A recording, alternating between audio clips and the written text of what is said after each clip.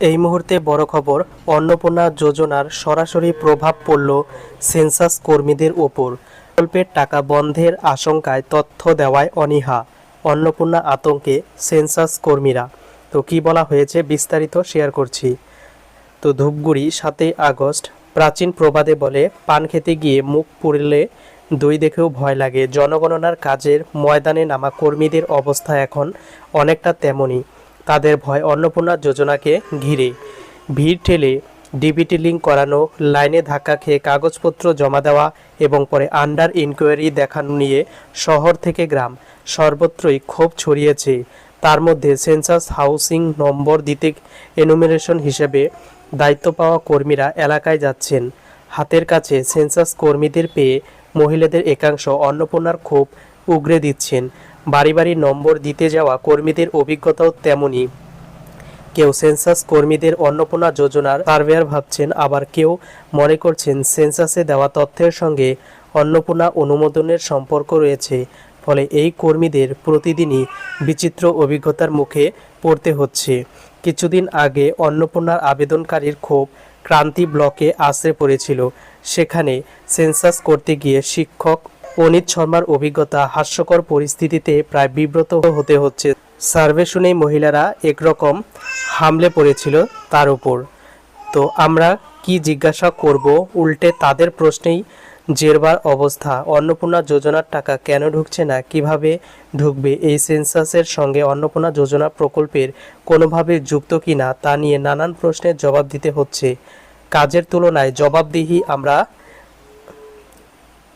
তুলনায় জবাবদিহিতেই আমার মতো বেশিরভাগ কর্মী বেশি সময় যাচ্ছে।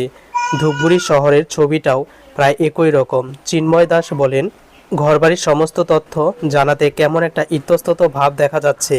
অনেকেই বলছেন বাড়িঘরের অবস্থা বেশ, তথ্য দিলে চিরতরে অন্নপূর্ণা পাওয়ার আশা ফুরিয়ে যেতে পারে। তাই বুঝে শুনে অনেকেই তারপর সবটা দিতে চাইছেন। অনেক ক্ষেত্রে সেন্সাস এনুমারদের প্রশ্ন শুনতে হচ্ছে, ঠিক কতটা পরিকাঠামো দেখালে অন্নপূর্ণার নেতিবাচক প্রভাব পড়বে না। সেন্সাসের সঙ্গে অন্নপূর্ণার কোনো সম্পর্ক নেই তা বোঝাতে কর্মীরা রীতিমতো নাস্তানাবুদ হচ্ছেন। জলপাইগুড়ি জেলার প্রশাসনের এক শীর্ষকর্তা বলেন, এমনটা হওয়ার কথা নয়।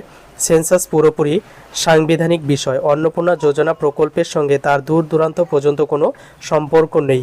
দুটো বিষয় গুলিয়ে ফেললে সঠিক হবে না। সেন্সাসে যথাযথ সমস্ত তথ্য সংগ্রহ করা এবং সেটা তুলে দেওয়া কর্মীদের এবং গৃহস্থের অবশ্যই একটা কর্তব্যের মধ্যে পড়ে। সরকারের হাতে সব তথ্য চলে যাওয়ার আশঙ্কায় বাড়িতে আসা কর্মীদের বদলে সেলফ এনুমেরেশনে ঝোঁক বাড়ছে। নিজেরা না পারলে অনেকে ক্যাফেতে যাচ্ছেন। ধূপগুড়ির ক্যাফে কর্ণধার পিঙ্কু কর্মকার বলেন, বসে থেকে সমস্ত তথ্য পূরণ করে অনেকে সেলফ এনুমেরেশন করছেন। এর জন্য আমরা মাথাপিছু 20 থেকে 50 টাকা নিচ্ছি। সেন্সাস প্রাথমিক পর্বে এই মুহূর্তে তৃণমূল স্তরে পুরোদমে চলছে। বাড়ি বাড়ি নম্বর দেওয়ার পর চলতি মাসের 16 তারিখ থেকে তথ্য সংগ্রহ শুরু হবে। এখনই প্রশ্নের জেরবার কর্মীদের আশঙ্কা, তখন আরও কত প্রশ্নের মুখে পড়তে হবে। তো বর্তমানে এটাই কিন্তু অনেকের সমস্যা হয়ে দাঁড়িয়েছে যে অন্নপূর্ণার সঙ্গে সেন্সাসকে গুলিয়ে ফেলছেন অনেক বাসিন্দারা। তথ্য দিলে অন্নপূর্ণা বন্ধ হবে এমনটা কিন্তু অনেকে আশা করছেন।